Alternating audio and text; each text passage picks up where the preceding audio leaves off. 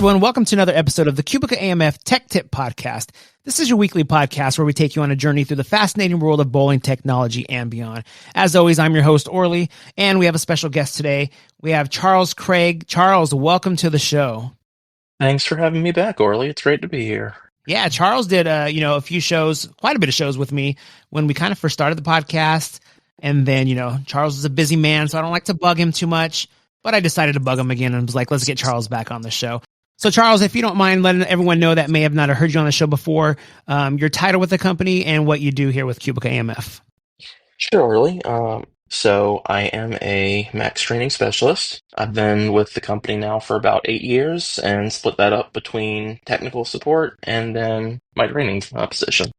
And Charles, the reason I was going to have you on today is, I have episode 49. I had David J on the show, and he covered, modifiers, adding a modifier to a price key, but we didn't quite go back and cover just making a price key.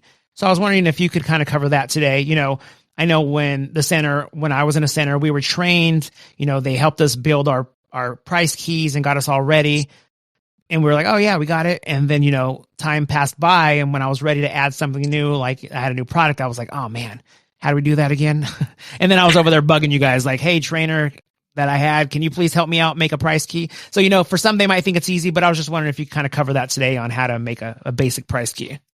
Yeah, of course, because price keys really are like one of the most important things in Conqueror because you can't sell a lane without a price key. You really can't do anything in our system without some sort of price key. Yeah. Even in the new age of Conqueror plus Square, we're still using price keys. They're just coming from a different place. Okay. Yeah. So if we're going to go in and make a new price key from your Conqueror homepage, we're going to scoot over to our setup tab and then our POS setup tab that is just below that to the left. And then we have a button in there that says price keys. Once you click on that, it's now going to open up a new window. That's going to ask you to please select a department. That's going to be your department structure, kind of how your POS has been built in Conqueror. Okay. You just scroll down through there and find kind of where you want to nest this price key. So in my department structure, I have my lounge, and then I have a section in there called apps. So I'll click on apps, it'll highlight it in blue, and then I just click my OK button. It'll now show me in another window everything that is currently in that apps section of the lounge. Okay.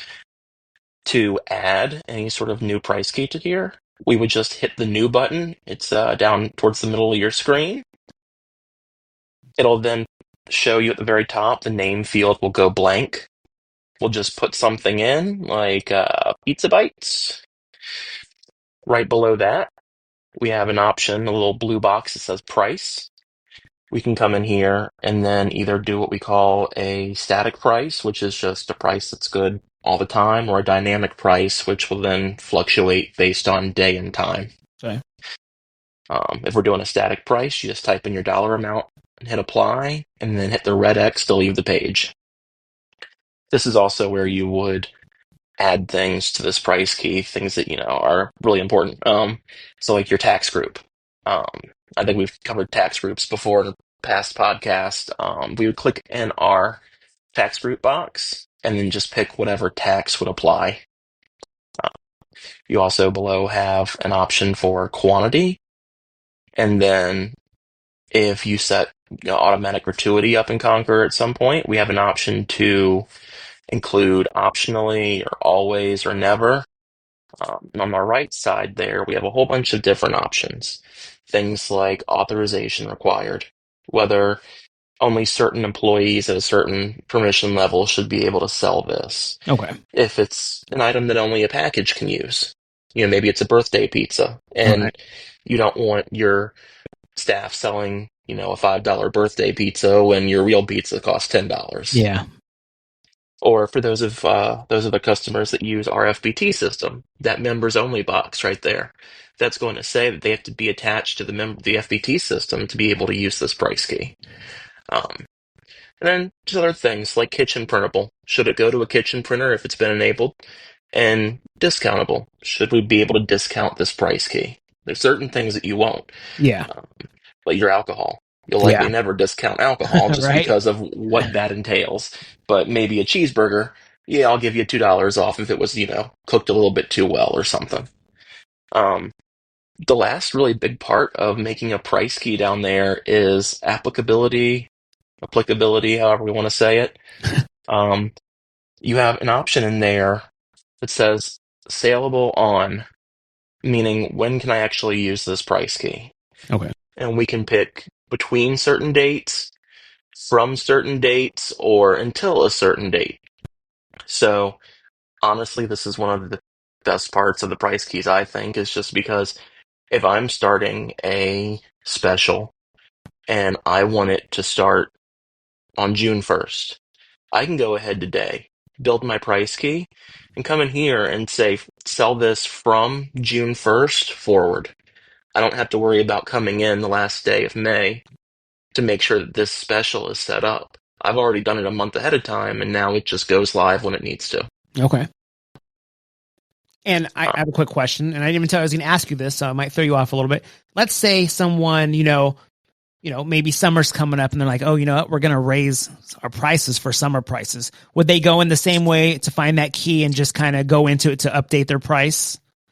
yeah, so it's the exact same place, except when you go into that department structure, like I went into my lounge and then my apps window, and it shows me all my price keys. I'm not going to hit new at the bottom. I'm going to select my price key by clicking it on the left drop down, and then I'm going to hit modify. Mm-hmm. That'll then take me into the same window where we were making like a new one. Click on that blue bar that says price, and then you're able to go in and adjust that price accordingly. Okay. Yeah, I just know, some people raise their prices in the summer. Some people, maybe there's a concert that weekend, they're going to raise their prices. Or just maybe the world's sometimes going to raise prices. Oh yeah, At times. we all the pandemics and every other crisis we've been through, it's Yeah. been necessary, that's for sure. All right.